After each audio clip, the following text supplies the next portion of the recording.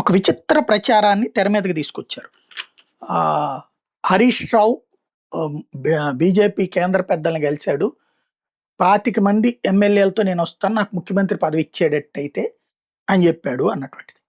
ఇది maybe Revanth team సృష్టించే game అయి ఉండొచ్చు. ఎందుకంటే ఇప్పుడు మున్సిపల్ ఎలక్షన్స్ వచ్చేసినాయి. బీఆర్ఎస్ బీజేపీ ఒకటే, లేదా బీఆర్ఎస్లో గందరగోళం ఉంది అని కార్యకర్తలు అయోమయానికి గురి చేయడం, బీజేపీ బీఆర్ఎస్ కలిసిపోతుందేమో అన్న ఫీలింగ్ కల్పించి తద్వారా కాంగ్రెస్ ప్రత్యామ్నాయం అనేది చూపించే ప్రయత్నం అయ్యి ఉండొచ్చు. ఎందుకంటే క్రిందసారి కూడా కరెక్ట్గా ఎలక్షన్స్ ముందు చేశారు, మన సర్పంచ్ ఎన్నికలప్పుడు కానీ అట్లాగా. వాస్తవంగా హరీష్ రావు 25 మందిని తీసుకెళ్లాడు అనుకుందాం ఫర్ ఎగ్జాంపుల్. మరి బీజేపీ దగ్గర ఉంది 8 మంది, 33 మందితో ఎట్లా అయిపోతుంది ప్రభుత్వం? కాంగ్రెస్ నుండి చేల్చాలి. కాంగ్రెస్ చీలే పరిస్థితిలో ఉందా? ఓ 25 మందిని చీల్చుకొస్తే ఫర్ ఎగ్జాంపుల్ ఇప్పుడు ఎన్ని కావాలి? అక్కడ 60 కావాలి.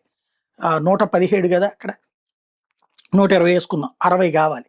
60 కావాలంటే ఇప్పుడు ఈ 25 ప్లస్ ఇది 33 అంటే ఇంకొక 27 కావాలి. 27 మంది కాంగ్రెస్ నుండి చేల్తారా?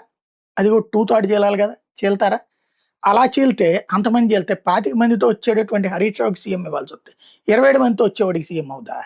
అప్పుడు వాళ్ళు సీఎం అడుగుతారు, ఇండిపెండెంట్ సీఎం ఇవ్వాలి. అప్పుడు బీజేపీ సంకనాగిపోవాలి. చేస్తారా వాళ్ళు? Common thing.